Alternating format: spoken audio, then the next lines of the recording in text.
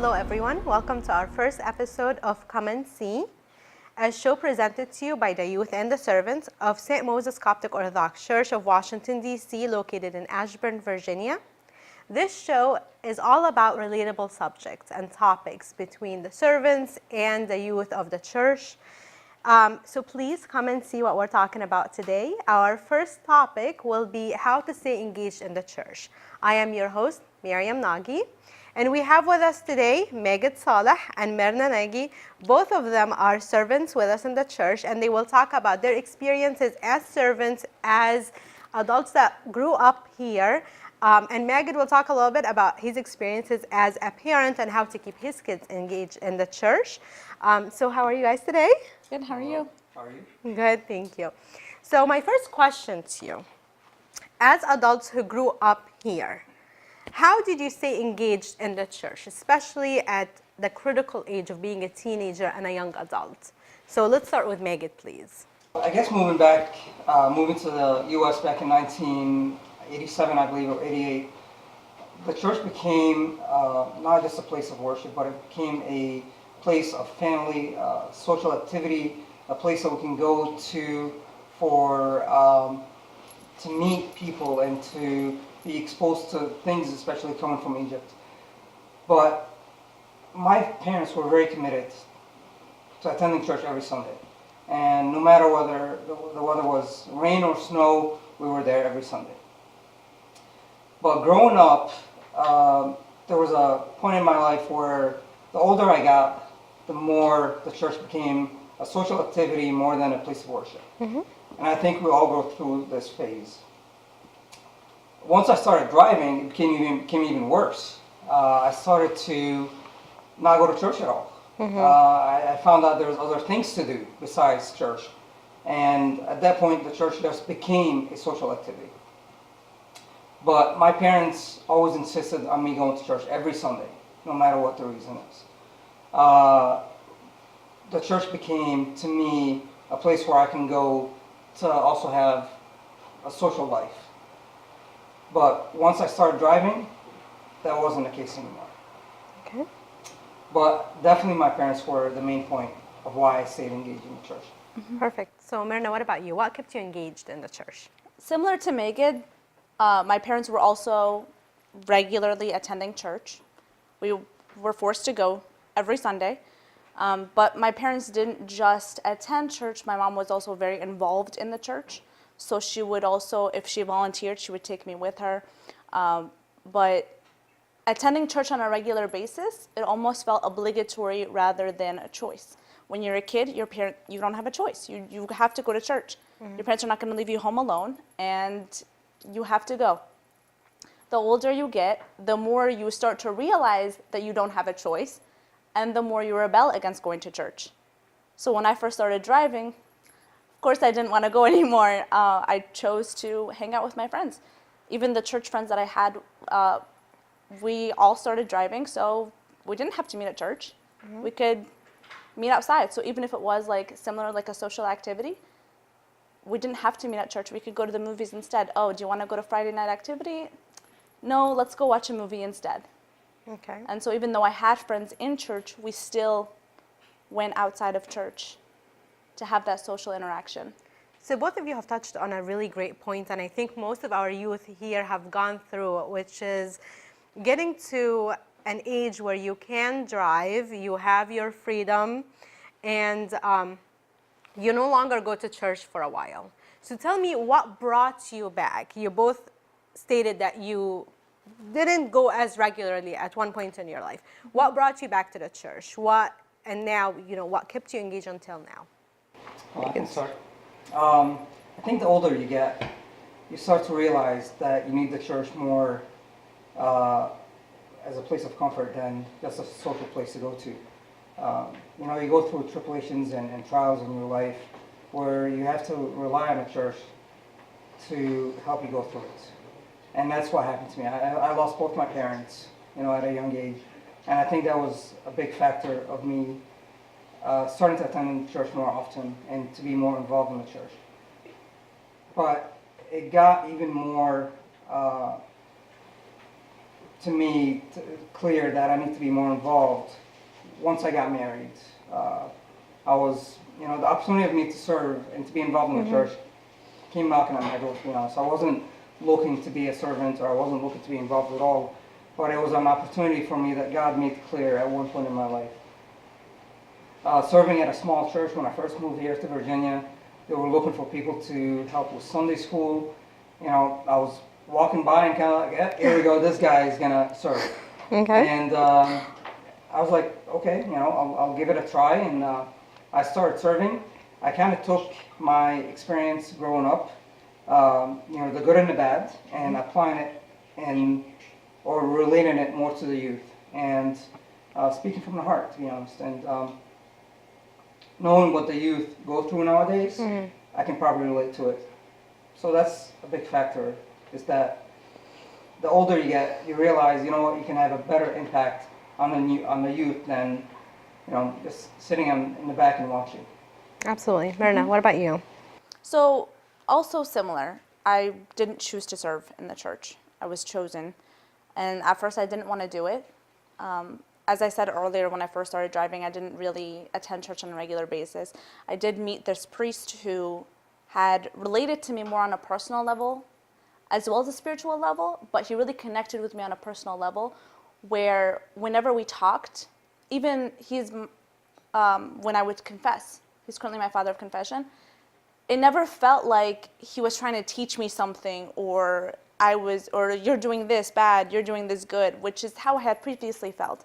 I felt very uncomfortable in church. No, he would talk to me as if we were two people having a conversation over breakfast, So it felt very comfortable, and that's that's the approach that I took with Sunday school as well.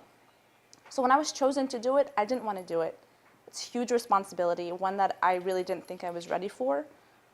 But when I looked back at my relationship with this particular priest, it kind of helped put things in a little bit of perspective for me.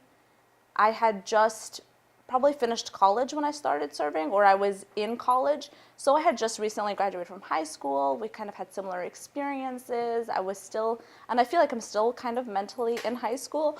So when they come to me with their problems, I feel like, oh yeah, I've definitely been there. Like, yeah, I can help you with this. Absolutely, it helps you relate. Yeah, it helps me relate to them. And so when we talk, I'm talking to my high school friends. Oh, you have an issue with this? Yeah, I'll give you advice. You give me advice. I learn from them as much as I hope they learn from me. But that's kind of why I started going back to church and serving in the church. Okay. It's been quite an experience. I really enjoy it. So what I love about both your stories is you didn't just go back to the church after you had stopped for a while. You actually took it a step further and you started participating and volunteering and serving in the church. So you're literally taking your experiences and maybe some of the mistakes that you have made in the past and kind of teaching the youth now to not follow in some of the footsteps and follow in different ones and so on. So that's what I really love about your stories. So now that we have heard from two servants, I would love to hear a little bit from the youth that we have at the church.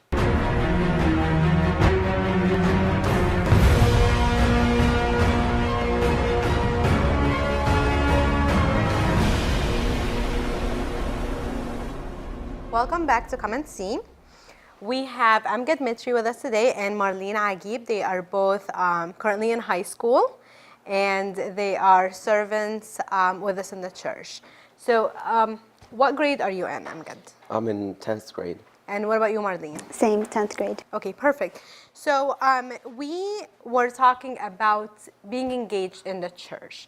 I want to hear your views on how you stayed engaged in the church and why you're currently serving. Amgad, why don't we start with you? Well, how I engaged comes back from my childhood and going into my teenage years. As a child, of course, I had to come with my parents to church always, and my mom was always at church serving in the kitchen, volunteering for things, so I was always with her. And I actually did like it when I started serving with my teacher as like just to help passing things out or something. And I loved my teacher. He was really funny, really encouraging, really motivating.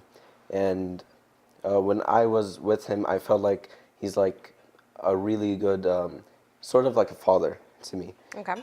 And what motivated me to stay into the church was I loved serving, and maybe that's my talent, I'm not sure. But the church was always motivating me, giving me opportunities that maybe I didn't think I would have. Like, first opportunity I had was coming to America. That's a great opportunity God has given me, and giving us a church right next to us that is giving us many opportunities and many things that I never thought I would have. Okay. What about you, Marlene? How did you stay, or why did you stay engaged in? Well, very similar to Amgad. When I first started coming to church, it was mostly just my parents telling me, and just like I was being forced. And then as I started going more and more, and I started helping out, just like Amgad, our teacher, just simple things, it made me kind of grow this passion for serving in the church with the kids and everything. And I started to love it. Okay, so I know you both came fairly young. How old were you when you started? I was 8. Okay, and what about you? I was about 8. Okay, perfect. So you were both fairly young when you started coming to St. Moses. I just kind of want to hear specific experiences. So Amgad, you touched on a really great point, opportunities. What kind of opportunities do you feel that the church has given you to keep you engaged? Let's not talk about service yet, but to stay engaged, especially now that you're at an age where you're starting to drive and so on. Do you feel like you will continue serving? Well, the opportunities that the church gave me was in Egypt. I wasn't allowed to go inside the altar and serve there, but when I came here, the church actually got me inside the altar, and then I started singing into the mic. They put responsibilities for me, like fill up the candle, do this, do that, do the mishara in the liturgy, do things that in Egypt I was just standing there like other kids. Okay. And Marlene? Well, I had a little bit of a different job because I can't be a deaconess or anything. But the church had a lot of activities. So we were at church twice, maybe 3 times a week for hymns and praise and the liturgy on Sundays. And so I would always go and we'd participate in like praise and learning new hymns to be sung during the liturgy. And I also helped with communion with the kids in the liturgy. So let me take it from a different perspective. Do you have friends outside of church? Yes. Okay. Do you ever feel that they are asking you to hang out with them and so on, and that may take you away from the church a little bit? Well, if I start driving, I need to take advantage of that freedom that is given to me by coming closer to the church and not be driven away. Yes, I can stay with the church and be with my friends, like going out with my friends and all that. But I need to keep what's for the church and what's for my personal life, for my social activities and all that. But I still need to be with the church. So that's a perfect point that I really wanted to actually get to. When you do start driving, when you have that freedom of going to different places, your parents are no longer going to tell you to go to church. You don't have to do it anymore. What will keep you coming? When you have those friends that tell you, okay, it's Saturday night, let's go out. When you have your friends that tell you it's Sunday morning, let's go have lunch at the mall. What will keep you coming to the church? My responsibilities. Okay. Like, I think I have most responsibilities with the kids, serving with the kids, helping them, and I'm not sure that anyone can have. I'm not sure that anyone could take my place because the kids are comfortable with me, and if I have to let them go, then that's a huge responsibility I would keep on the church, and they wouldn't have someone to replace me since the kids are comfortable with the teacher that they have. Okay. Marlene, what will keep you coming? I think what would keep me coming is the love for coming to church and the passion I have for serving, especially the kids, and just the love for the church. I'm just so used to it, so I want to keep them. That's perfect. What advice can you give our young youth, how can they stay engaged to the church? Well, to stay engaged to the church, they have to find something that they like. Okay. If they don't like it, they won't go near it. So, for example, if you like praising, go ahead and praise like the tasbih at church. If you don't like it, find something that is interesting to you. The activities, Friday night, Sunday night, anything that you like, the liturgy, if you like it, and what language you like it in. Arabic, English, Coptic.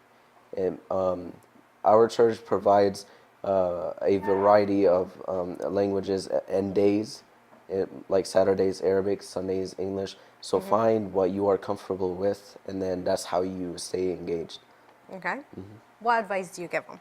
I would say to manage your time wisely, because I think the problem with most youth nowadays is that they focus and they need to a lot on their schoolwork, and they put God sometimes second or third on the list above schoolwork and like friends and stuff.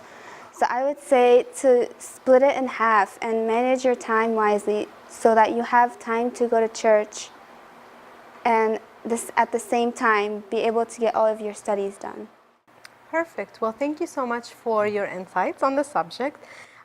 We loved having you here, and we love hearing from our youth, obviously, about their experiences and what kept them in the church. And we will see you again and come and see in a different episode. Thank you.